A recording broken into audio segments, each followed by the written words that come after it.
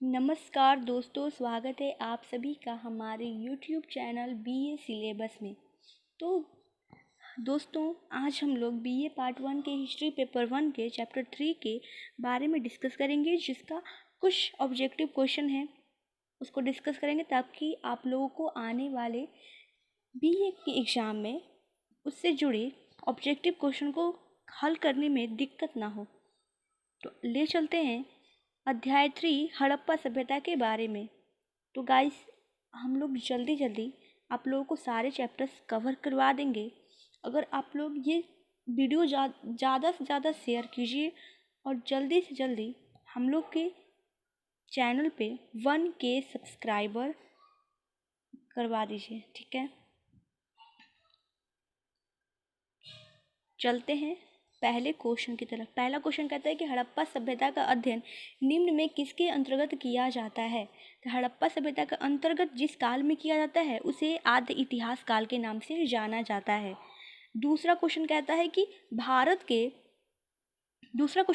भारत के संदर्भ में आदि इतिहास के अंतर्गत निम्न में किसे शामिल करते हैं। यानी कि भारत के संदर्भ में आदि इतिहास का जो काल है वो कौन सा है। 5000 ईसा पूर्व से 600 ईसा पूर्व तक आदि इतिहास का काल माना गया है, जिसके अंतर्गत हड़प्पा सभ्यता के भी उल्लेख हैं, वो आता है, ठीक है। तीसरा क्वेश्चन कहता है कि बलूचिस्तान की बस्तियां निम्न में किसका प्रतिनिधित्व करती हैं। यानी कि बलूचिस्तान की बस्तियां जो हैं वो गेहूं जौ पर आधारित कृषि का प्रतिनिधित्व करती हैं। चौथे क्वेश्चन की तरफ बढ़ते हैं। चौथा क्वेश्चन कहता है कि मेहरगढ़ निम्न में कहाँ स्थित है। तो आप लोगों को पता होना चाहिए कि मेहरगढ़ जो है वो बलूचिस्तान में स्थित है। पांचवें क्वेश्चन की तरफ बढ़ते हैं। पांचवा क्वेश्चन कहता है कि किली गुल मोहम्मद नामक स्थल कहाँ स्थित है। तो किली गुल मोहम्मद नामक स्थल जो है वो भी बलूचिस्तान में ही स्थित है। आगे बढ़ते हैं छठवें क्वेश्चन की तरफ।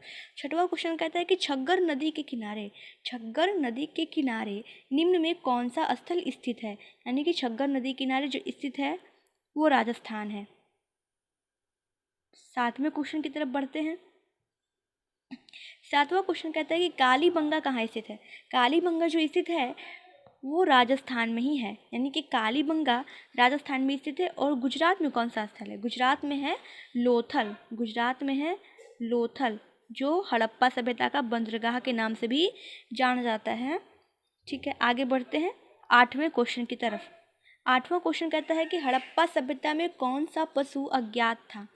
हड़प्पा सभ्यता में कौन सा पशु अज्ञात था। तो घोड़ा अज्ञात है। यानी कि इन तीनों के प्रमाण मिले हैं, लेकिन घोड़ा के प्रमाण नहीं मिले। घोड़ा ही एक पशु है।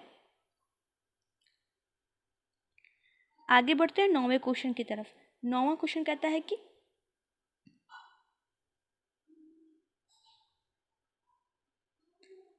आगे बढ़ते हैं नौवें क्वेश्चन की तरफ। नौवां क्वेश्चन कहता है कि निम्न में कौन सबसे महत्वपूर्ण गुण सिंधु सभ्यता की थी। निम्न में कौन सबसे महत्वपूर्ण गुण जो थी वो सिंधु सभ्यता की थी। तो इसका सही जवाब होगा नगर योजना। यानी कि नगर योजना ही, यानी कि वहाँ की नगर योजना एक विशेष रूप से व्यवस्थित किया गया था, ठीक है। अगर आप लोग चाहते हैं कि सिंधु सभ्यता का और भी डिटेल्स हम लोग लाएं इस चैनल पे, तो आप लोग जल्दी से जल्दी इस वीडियो को शेयर कीजिए, ताकि और भी लोगों को फ़ायदा हो एग्ज़ाम के दृष्टिकोण से, क्योंकि एग्ज़ाम नज़दीक ही आ रहा है, ठीक है। तो आप लोग जल्दी से जल्दी इस वीडियो को शेयर कीजिए। आगे बढ़ते हैं 10वें क्वेश्चन की तरफ। 10वां क्वेश्चन कहता है कि निम्न में कौन सा स्थल हड़प्पा लोगों द्वारा समुद्री व्यापार का साक्ष्य उपस्थित करता है।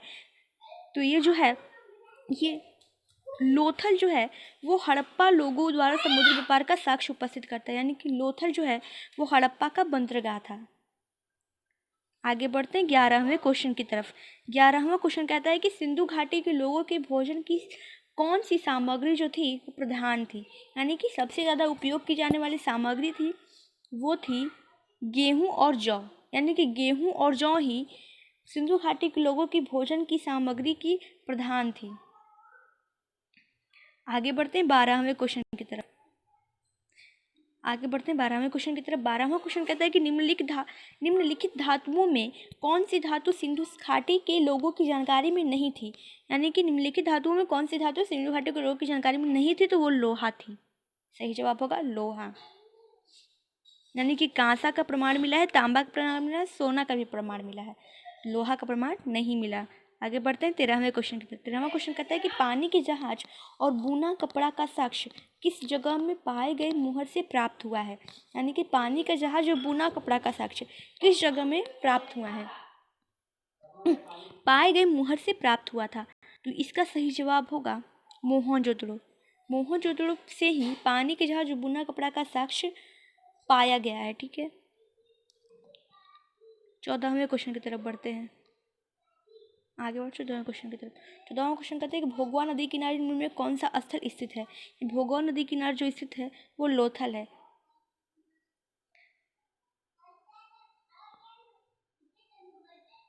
आगे बढ़ते हैं 15वें क्वेश्चन की तरफ। 15वें क्वेश्चन की तरफ बढ़ते हैं। 15वां क्वेश्चन कहता है कि हड़प्पा सभ्यता, हड़प्पा के किस स्थान से एक तुला पाया गया है। तो हड़प्पा के लोथल से एक तुला पाया गया है। आगे बढ़ते हैं, आगे बढ़ते हैं 16वें क्वेश्चन की तरफ।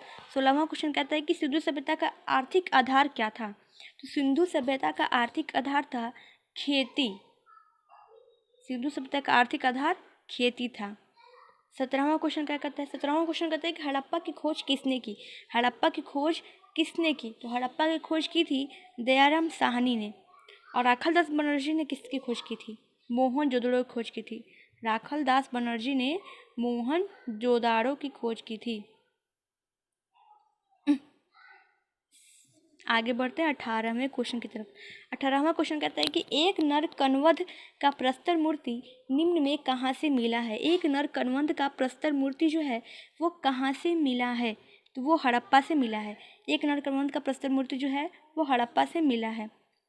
आगे बढ़ते हैं 19वें क्वेश्चन की तरफ। 19वां क्वेश्चन कहता है कि रेडियो कार्बन विधि से हड़प्पा का काल निम्न में कौन सा है। रेडियो कार्बन विधि से हड़प्पा का काल निम्न में 2300 से 1750 ईसा पूर्व तक माना गया है, ऐसा वैज्ञानिकों ने माना है। और लास्ट क्वेश्चन है 20वां and last question. Last question कहता है कि चिरांद निम्न में कहाँ स्थित है। तो चिरांद स्थित है बिहार में।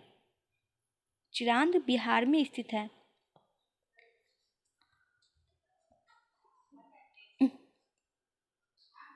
धन्यवाद दोस्तों, आप लोगों ने पूरी वीडियो को अच्छे से देखा, ध्यान से देखा, और मुझे उम्मीद है कि आप लोग हमें एक दिन एक ऊंचाई पर ले जाएंगे और आप लोग